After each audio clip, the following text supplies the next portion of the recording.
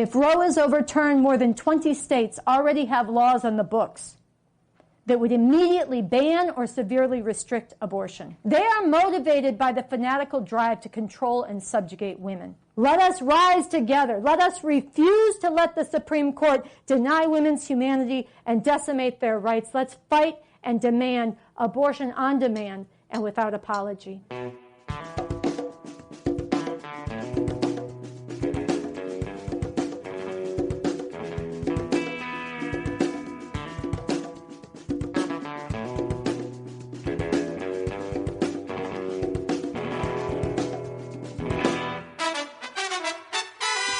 Welcome to the 100th episode of the Refuse Fascism podcast, a podcast brought to you by volunteers with Refuse Fascism.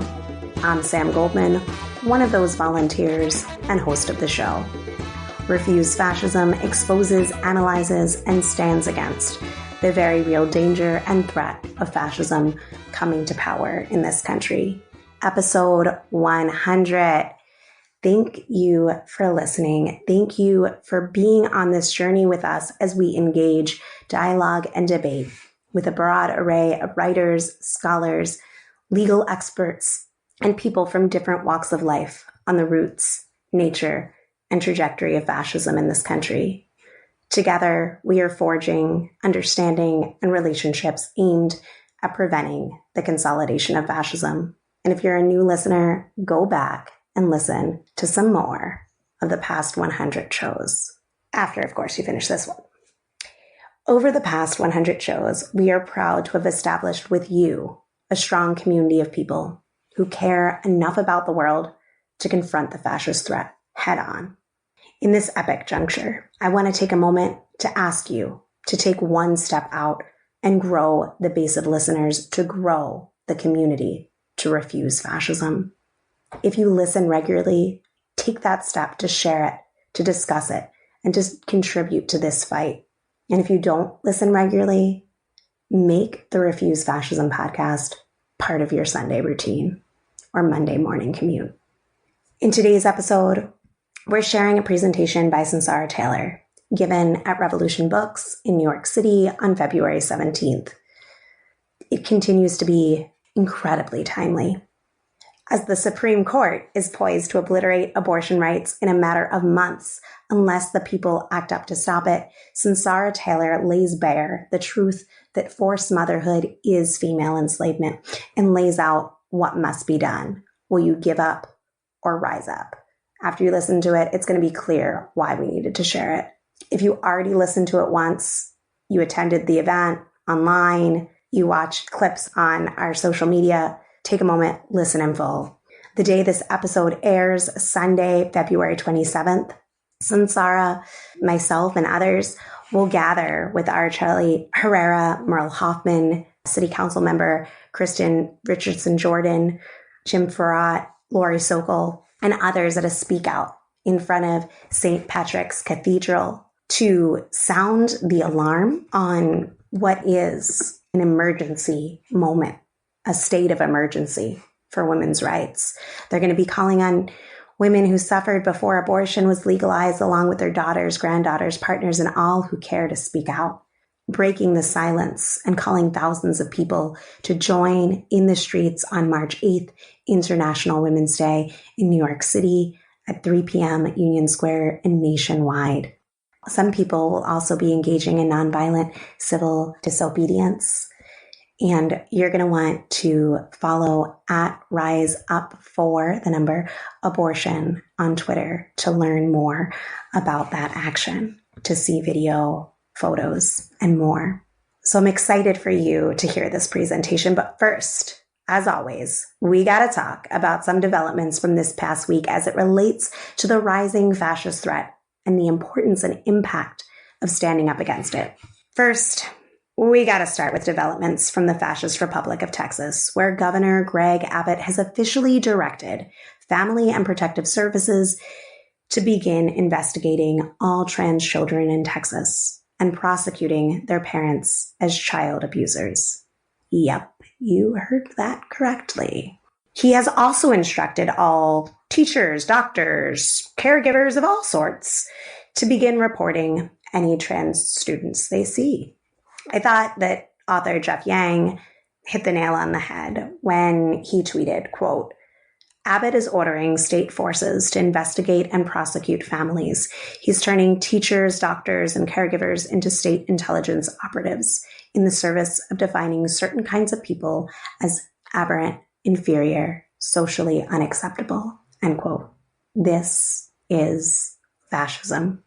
While some have pointed out the hypocrisy that Abbott does not care about quote-unquote child abuse because his laws also force 13-year-old incest survivors to give birth to their rapist babies.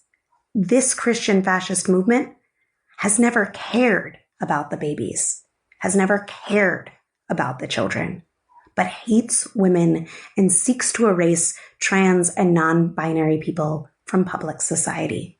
As reported on by Mark Joseph Stern for Slate, quote, right now, in Texas, parents who allow their trans children to receive gender-affirming care may be investigated, punished, and stripped of custody. Teachers and social workers who do not report these parents and children to the state may be fired and criminally prosecuted. Paxton and Abbott have ordered the Texas Department of Family and Protective Services to launch a sweeping investigation into every parent suspected of allowing gender-affirming care for their children, then report their findings. Deep FPS employees who do not comply may be jailed. Texas persecution of trans minors is similar to SB 8, the abortion ban, in that it delegates enforcement to the general public. Except this time, Texas is using the threat of criminal prosecution rather than a bounty, end quote. Every doctor, every teacher, every person should refuse to comply and publicly resist. And this is not just about Texas. Texas is a harbinger of what the fascist movement aims nationwide, and it is open season on women, on Black people, on trans kids, on everyone and anyone who is not a white Christian male. And as Jeff Charlotte pointed out, we need to take note. Quote, I hear some people saying Greg Abbott has declared open season on trans kids and their families. Yes, and he's declared open season on everyone.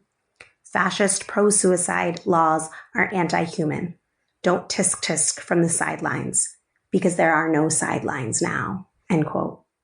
Bans on gender-affirming care, like bans on abortion, don't stop people from needing those services. They ruin or even endanger the very lives of the people who need those services. You see, fascists know this, and that's why they do it. Shifting eastward to Florida. For those who aren't following along, Florida Republicans have passed a bill banning abortions at 15 weeks, a la Mississippi, without exception of victims of rape and incest. Governor Ron DeSantis has already expressed his readiness to sign it, but that is not nearly enough for these patriarchal fascists. Andrew Shervill, executive director of Florida Voice for the Unborn, testified advocating for the proposed 15-week abortion ban, saying erroneously that birth control often fails, which results in people seeking abortion. Or in his words, quote, the contraceptive mentality is what fuels the bloodthirsty abortion industry, end quote. They're coming for it all, for abortion, for birth control, for sex education, and always have been, because the fight against abortion has never been about babies. It's always been about the subjugation of women. And they're not going to stop until their Christian fascist assault wins, or unless we defeat them. And that's why on this show, we've been advocating for people to get into the streets nationwide on International Women's Day, Tuesday, March 8th, to rise up for abortion rights, to demand abortion on demand and without apology. So yeah, the Florida State House has been busy turning back the clock, with the Florida House of Representatives passing the quote-unquote Parental Rights in Education, aka Don't Say Gay bill, and the Stop Woke bill. What you need to know about the Don't Say Gay bill is that it's extremely ominous. It prohibits classroom discussions about sexual orientation or gender identity in the state's primary schools. and we can expect that it'll pass the Florida Senate and be signed by DeSantis. It will influence the outcomes of the 15 other bills in 8 states that limit speech about LGBTQ identities in schoolhouses across the country. The Stop Woke bill that the Florida House of Representatives passed is another that we can expect will be passed by the Senate and signed by DeSantis. Prohibits schools or private businesses from engaging in lessons, teaching, instruction, training that makes anyone, quote, feel discomfort, guilt, anguish, or any other form of psychological distress, end quote, on account of their race. Equality Florida put it well in a statement regarding the effects of these bills, saying they will, quote, turn Florida into a surveillance state and give the government broad license to censor conversations about American history, the origins of racism and injustice, and the existence of LGBTQ people, end quote. Floridians need to get in the streets and refuse fascism. We're learning of student walkouts planned via TikTok on March 3rd, and we'll be following this story. If you or folks you know are organizing actions in Florida, please hit us up. Let us know about them. DM us on social media. We want to talk to you. Okay, now a little bit of a lightning round of fascist fuckery. House Rep Marjorie Taylor Greene spoke at a white supremacist conference moments before its organizer compared Putin to Hitler and implied that he was saying that in a positive way. Tucker Carlson said that the nomination of Ketanji Brown Jackson to the Supreme Court degrades America's quote-unquote ancient institutions and threw in a wild dog whistle about Rwanda in a preview of the blatant white supremacy that we are sure to see in the opposition to her nomination.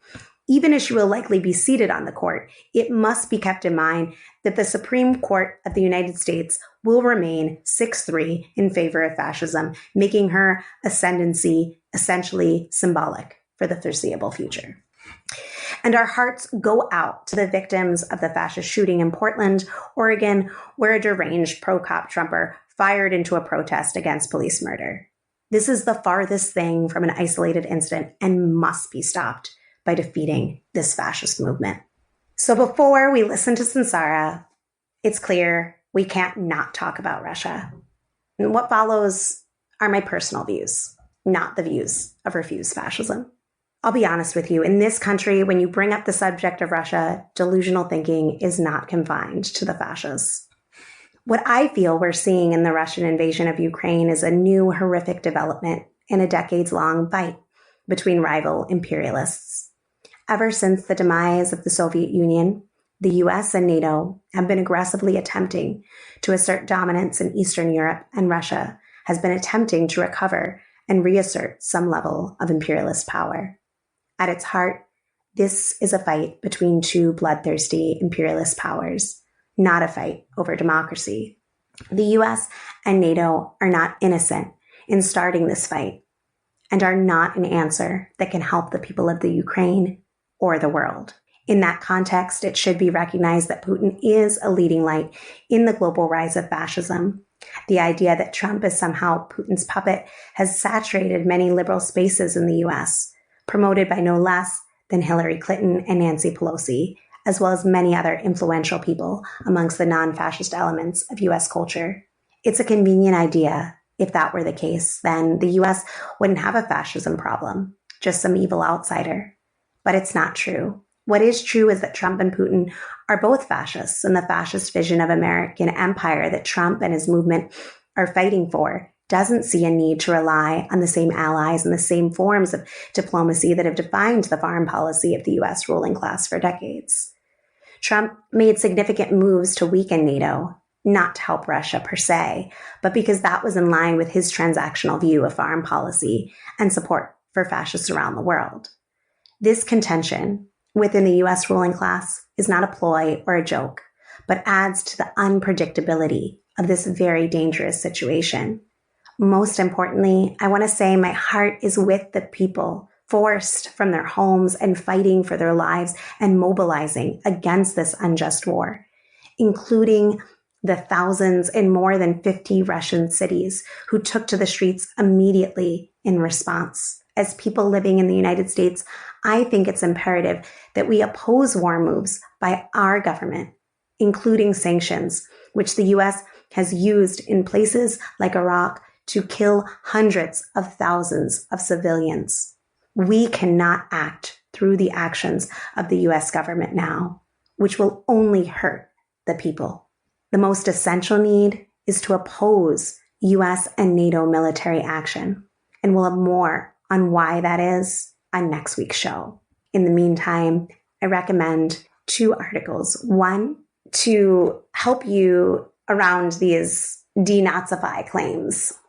I suggest that you read Jason Stanley's article published by The Guardian titled "The Anti-Semitism Animating Putin's Claim to Denazify Ukraine," and quote-unquote anti-authoritarianism as a quote-unquote cover for supporting U.S. imperialism by Bob Avakian, and you can find that one at revcom.us.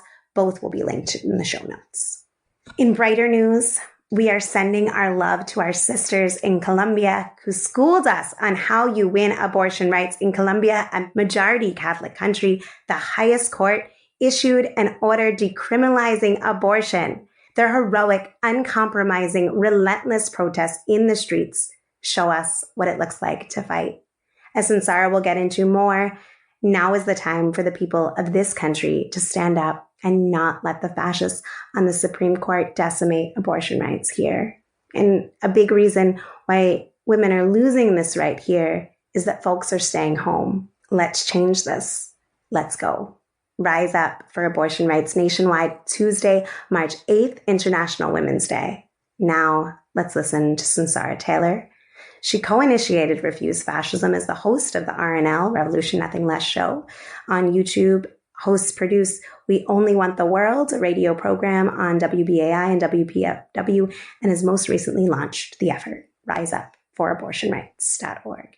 Close to 10 years ago, at a rally that I led at Union Square for abortion rights here in New York City, a woman who was just walking by stopped and listened for a while. She came close to the edge of the stage, and I noticed that she was shaking. So I went over and I talked to her. And she told me, through tears, a story that she had held in silence for probably 40 or 50 years. She told me about being 16 years old, growing up in Biloxi, Mississippi, and how her best friend, also 16, found out that she was pregnant. Her best friend, her family was Catholic, and she was so ashamed. And she especially didn't want to tell her father. Now, I want you to remember what it was like to be 16. I want you to picture your best friend. Think about the hopes you had, the dreams for your future. And now think about the isolation, the shame, the terror you would have to feel at 16. To go and rummage through your father's things. Look for where he kept his gun, take it out, point it at your head, and pull the trigger. This is what this woman's best friend did. This is what it means when abortion, legal, safe abortion, is criminalized and not available.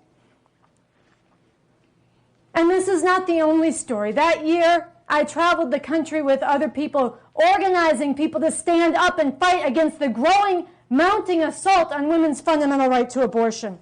And every single city we went to, every stop we made, starting here in New York City, going all the way through the Midwest, up to Fargo, North Dakota, through South Dakota, Kansas, Oklahoma, Mississippi, Texas, every stop we made, women came up.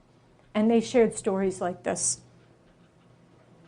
A woman in Texas told of holding her best friend as she bled to death after a botched back alley illegal abortion. She told of feeling paralyzed with fear as the life left her best friend's body. Fear that if she went to the hospital, they'd both end up in prison. This woman carries a guilt with her to this day. A guilt that is not on her, it's on this state. A woman from Mexico recounted how, as a teenager, she was gang raped, denied an abortion, and forced to have the child of a rapist she didn't even know which one. She described raising this child as an immigrant, as a domestic worker in Texas, living in the shadows, scrambling to raise her son, and having him look at her and ask her his whole life why she wouldn't talk about his father. She didn't tell her son until he was in his 30s. Think about that. Another woman told the story of lying on a kitchen table in a filthy kitchen while a man she was almost certain was not a doctor molested her. And she laid there and endured it, just hoping that when he was done, he would provide the abortion she came for. Can you imagine being so desperate that you would climb up a dirty, dark staircase and stay and endure a sexual assault in silence because the alternative is worse? This is what it means when women do not have access to safe legal abortion. And these stories were not just in the past. We heard stories from teenagers in Oklahoma throwing themselves down the stairs to terminate an unwanted pregnancy. We heard stories from women in Jackson, Mississippi drinking Purell, poisoning their bodies, trying to get rid of something that was growing inside of them that would change and shatter their whole lives that they did not want. This was 10 years ago. And in the 10 years between 2011 and 2021, over 500 further abortion restrictions were passed into law. And things have gotten even worse with record restrictions last year. In Texas right now, abortion, there is a near total abortion ban. It has been in effect since last September.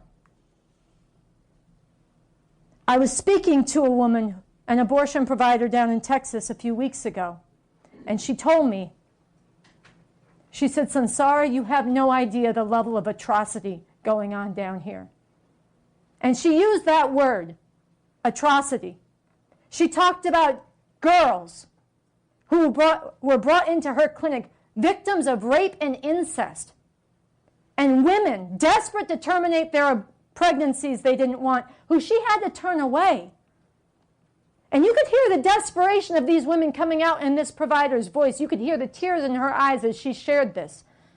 Atrocities.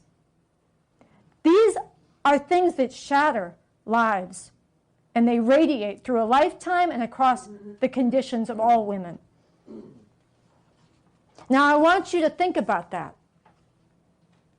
I want to tell another story. I read this story of a woman who was a drug user on the eve of being sentenced to a 5-year prison sentence. And she actually managed to make it to the abortion clinic the day before the Texas restriction went into effect. And she got there, and she was desperate to get the procedure. She already had 3 children at home, and she did not want to have another child in prison. But in Texas, there's a mandatory 24-hour waiting period.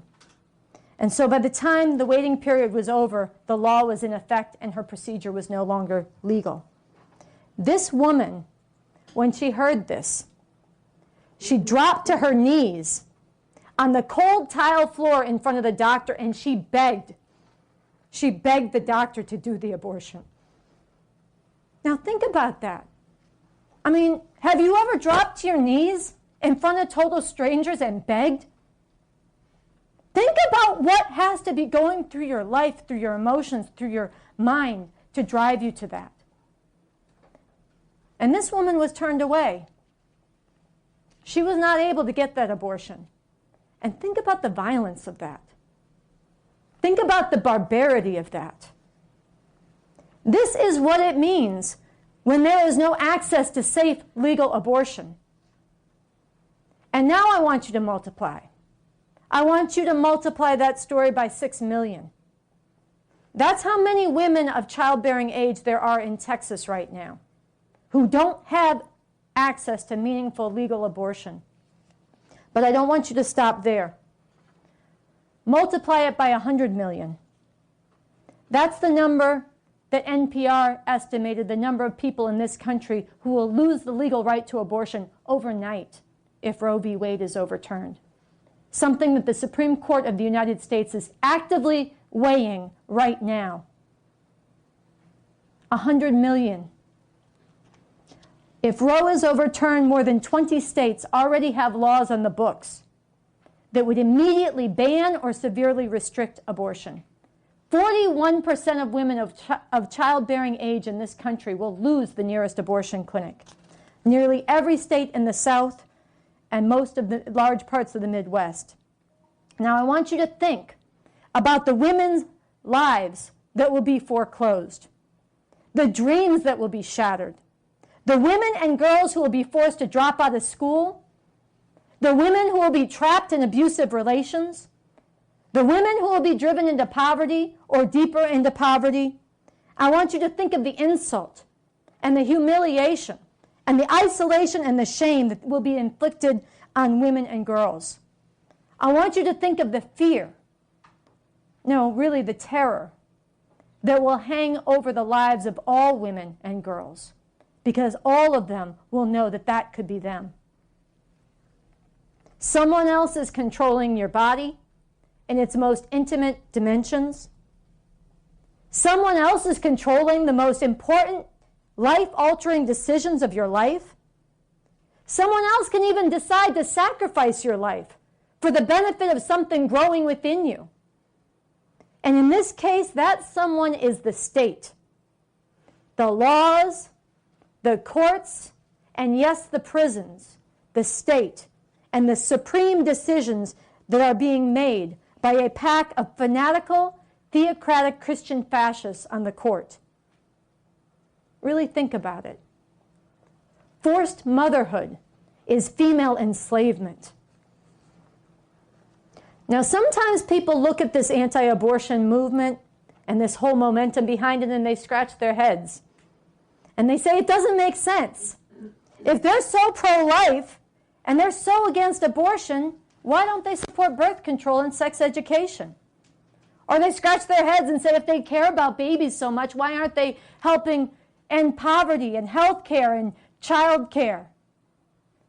But it makes perfect sense. Because this movement has never been motivated by life. They've never been motivated about concern for babies. They are motivated by the fanatical drive to control and subjugate women. Mm-hmm. That is their aim. And it does make sense. And they are also about ending birth control. They're out for revenge at all the ways that women have gotten out of place in their view in the last several generations. They want to slam this backwards. And this theocratic movement is aiming for the rights of LGBTQ people, to strip them away and slam them backwards too. If you go outside any abortion clinic anywhere in this country, you will hear them say this straight up. They'll be shaming, harassing, and screaming at women. They say things like, "Wicked women burn in hell. God hates gays." They quote the Bible, one of their favorite passages, women should submit to their husbands as their husbands submit to the Lord. And they recite this prayer, "Lord, please break this curse of independence that has afflicted women." Some of these fascists don't even talk about women. They just refer to host bodies. If you're paying attention, you've heard this in the news, like politicians and mainstream media, host bodies. These people are not going to be satisfied with a patchwork of half the country with the right to abortion and half the country without it. No, they aim for criminalizing all abortions for all women in all circumstances. They aim to send women and those who help them, the doctors, the friends, the family members, anybody else to prison for daring to control their own reproduction. Do you know that just last October, a 21-year-old woman from Oklahoma, a Native American woman, Brittany Pula was convicted of manslaughter and sent to prison for a miscarriage? This is the future these fascists are fighting for. And Brittany is not alone. The National Advocates for Pregnant Women documented 1,254 cases between 2006 and 2020 in which, quote, being pregnant was a necessary element of the crime or a but-for reason for the coercive punishment action, punitive action taken. I'm talking about arrests, detentions, imprisonment for miscarriages, accusations of self-induced abortions, drug addictions that harmed a fetus, all of this and more. This anti-abortion movement has assassinated 11 abortion providers. It has bombed clinics. It has committed arson. It has committed kidnappings. It has invaded clinics hundreds and hundreds of times. Just on New Year's of this year, a Planned Parenthood in Tennessee was burnt to the ground. And it doesn't even make the news. This is the background violence that's been building and normalized in this society, and it is the future that they are bringing not just to Texas and Mississippi, as unacceptable as that will be. They are bringing it, if they succeed, nationwide. This is a Christian fascist, a theocratic, woman-hating movement. And their assault on abortion is the front edge and a battering ram in an all-around fascist program that is infused with white supremacy, with xenophobic hatred of immigrants, with rabid, lunatic science denialism. And this movement is making advances on every front. This movement cannot be accommodated. It will not be appeased. It will not stop until they achieve victory or until they are defeated.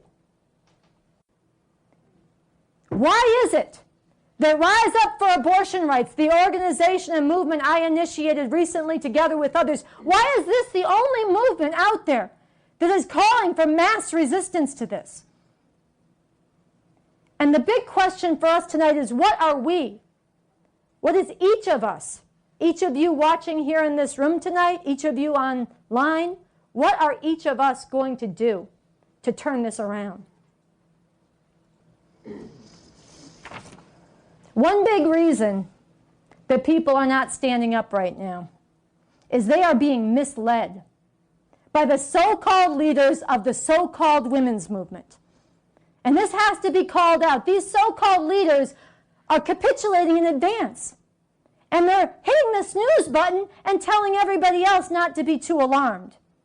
This is what they're doing. Yeah, they dress it up. Some of them say things like, we're teaching women how to induce their own abortions. We're going to spread the abortion pill that you can get through the mail, at least for now, for after Roe falls. Or they say things like, we're raising money to help women travel from one state to another so that they can get abortions when it gets criminalized where they are, for after Roe falls. Or they say things like, and this one really gets me, we're passing proactive legislation to protect abortion in our own local area. You hear this a lot in New York City. I get the emails, good news, we're making advances for after Roe falls. Do you know that the National Institute for Reproductive Health actually put out a report last year that was titled, I can't make this up, Gaining Ground in 2021. They write, despite historic setbacks, states passed more proactive legislation in 2021 than ever before. This momentum must continue, end quote. 2021. The year of the most anti-abortion restrictions passed into law ever before. 2021, the year that Texas obliterated abortion rights for 6 million women of childbearing age. 2021, the year that the fascist-packed Supreme Court considered the abortion ban out of Mississippi that could gut or obliterate abortion rights nationwide and indicated that they were willing and ready to do so. 2021, keep this momentum going? This is so harmful. It is so disorienting. It is so pacifying. It is so dishonest. This is not proactive. This is capitulation with a smiley face put on it.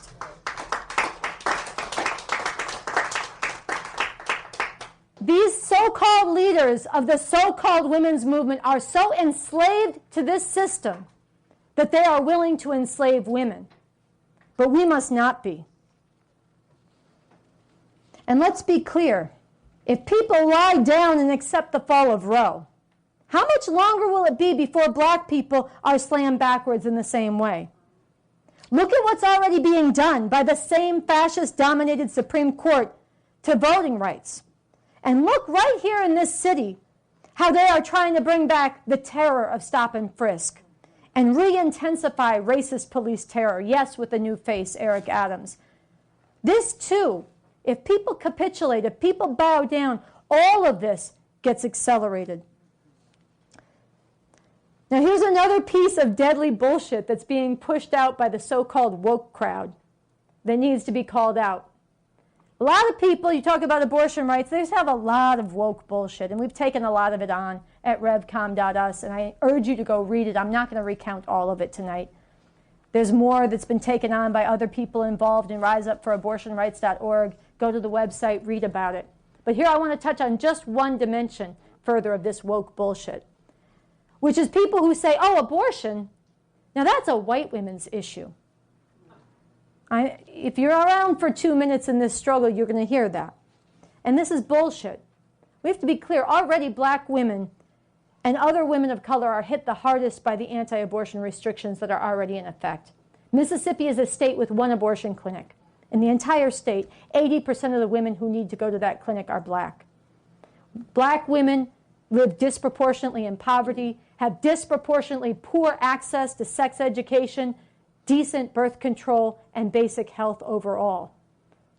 They need abortion at higher rates because of this.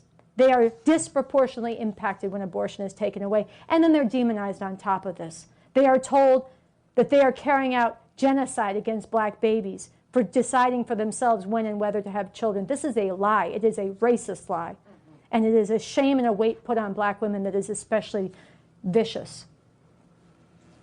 And if women are forced to have children against their will, black women face death in childbirth at a rate of 2 to 3 times higher than white women.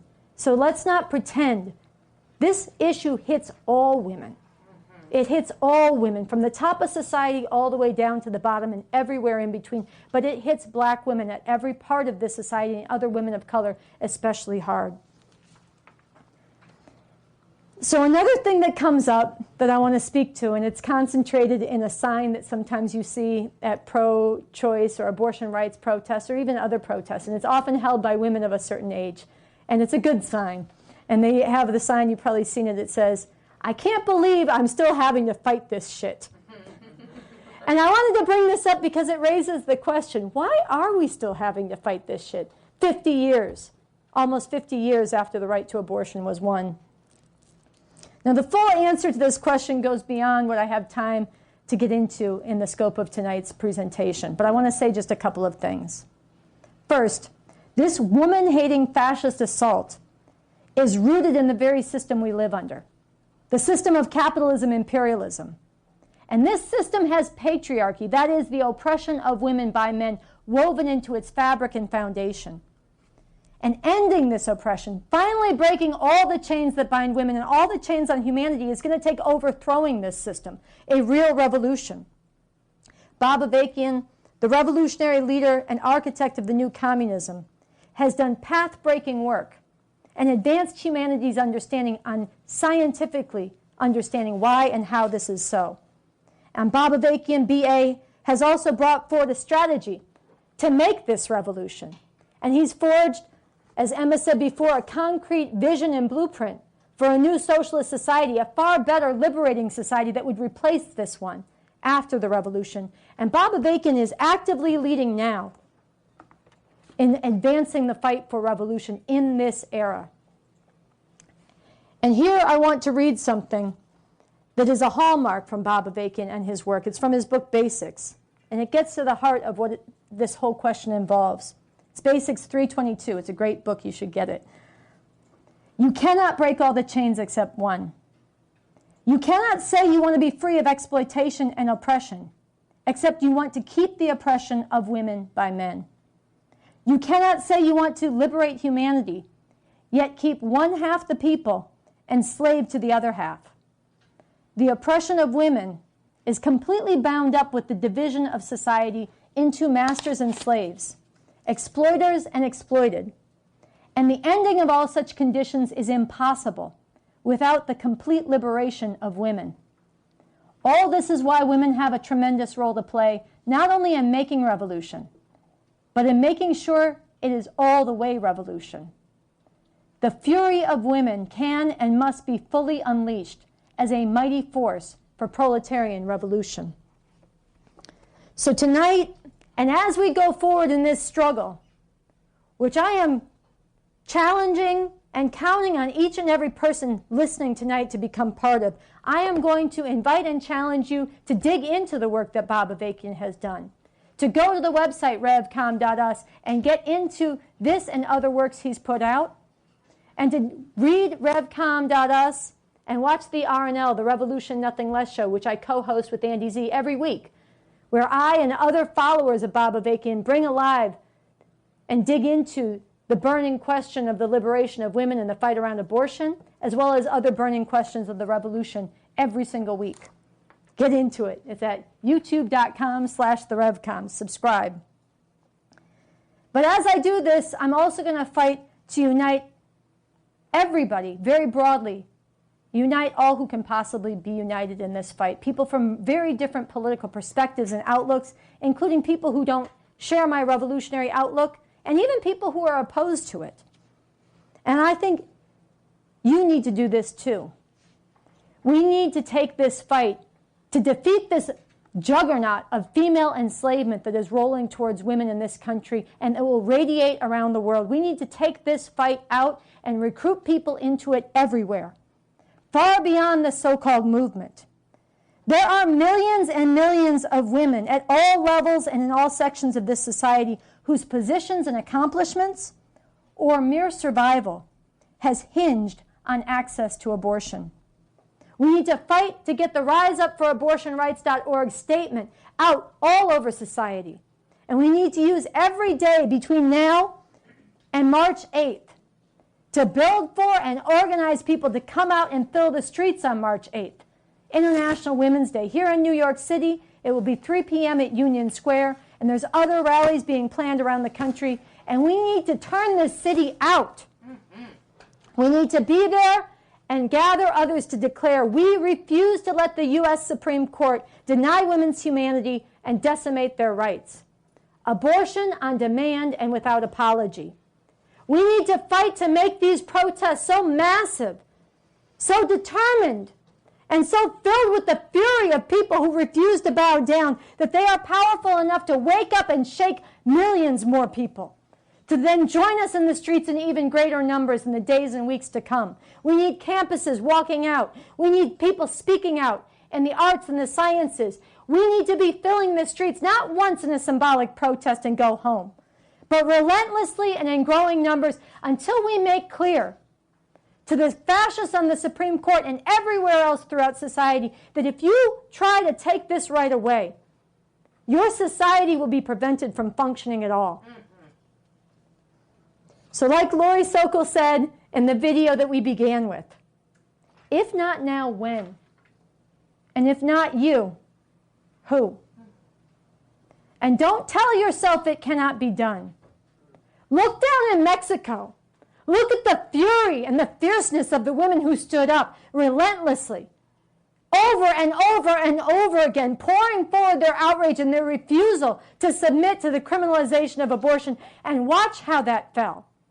Or look down in Argentina, again, thousands and thousands of women stood up again and again and again in the face of repression. They rocked their society and they inspired the world, and they won the right to abortion last year. And look in Poland as well, where some of the most heroic, courageous women have stood up and rocked that society, filled the streets with fury, defied the church and the state. And no, they haven't won yet. But that fight is not over, and because they are standing up, there is still a chance to win it. Now is the time. I want to close with the words from the Rise Up for Abortion Rights statement, now is the time to hold nothing back. Now is the time to rouse thousands and soon millions in struggle so that we can look every woman and girl in the eye with the promise, in word and deed, that they will have a future as full human beings, not incubators. Now is the time to stand up together, as if our lives depended on it, for in fact they do. Let us rise together. Let us refuse to let the Supreme Court deny women's humanity and decimate their rights. Let's fight and demand abortion on demand and without apology. A link to the video of Sunsara's powerful presentation can be found in the show notes. Join Sunsara along with V, formerly known as Lee Vansler, Betty, Kathy Najimy, Gloria Steinem, Reverend Jackie Lewis, and others Tuesday, March 8th. That's International Women's Day. They'll be in New York City at Union Square at 3 p.m. or find a protest near you at riseupforabortionrights.org. Thanks for listening to Refuse Fascism. Thanks to all who are joining the conversation on social media, talking about the pod with your network, sharing your thoughts, ideas, questions, connections, and art with us. Keep it coming. As an independent weekly podcast, we rely solely on your support. So please, especially on this 100th episode, chip in if you're able. And be sure to let your friends and loved ones know that you support this show and movement. Review us on Apple Podcasts or wherever you listen. Let people know you support Refuse Fascism. Post it on your social media, share it via email, or literally put it on your forehead with our Refuse Fascism memes available at refusefascism.org and start the conversation. And of course, be sure to follow, subscribe so you never miss an episode. Thanks to incredible volunteers, we have transcripts available for each episode, so be sure to visit refusefascism.org and sign up to get them in your inbox each week. Mort, Deborah, Jan, thank you for helping make our show more accessible. Thanks to Coco Das, Richie Marini, Lena Thorne, and Mark Tinkelman for helping produce this episode and 100 shows. We'll be back next Sunday. Until then, in the name of humanity, we refuse to accept a fascist America.